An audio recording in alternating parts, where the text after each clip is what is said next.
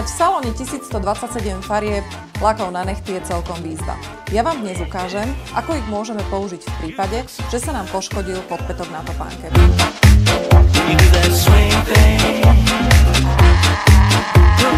Teraz si ukážeme, čo všetko k tomu budeme potrebovať.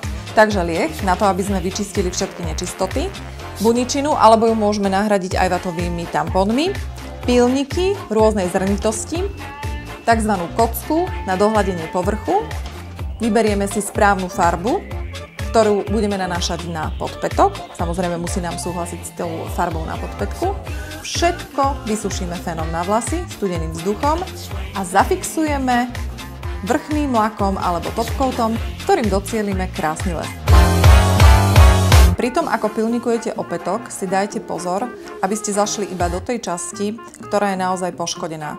Pilníkujete až dovtedy, kým povrch nie je úplne hladký. Na to nám poslúži rúžová kocka. Keď už máme podpätok vyhladený, liehom odstránime posledné zvyšky nečistoty, aby sme mohli naniesť lak na nechty. V prípade potreby si môžete naniesť opakovane ďalšiu vrstvu laku. My pracujeme s lakmi OPI, takže nám stačila jedna vrstva. Tieto laky si môžete zakúpiť u nás v Proluku. Podpätok máme nalakovaný, tak teraz v rámci šetrenia času u vás v domácnosti použijeme fén. Odporúčam studený vzduch.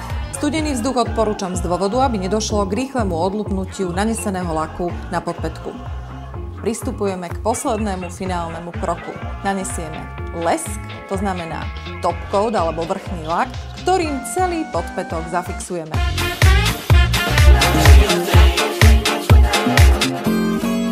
You look so good, good, good. And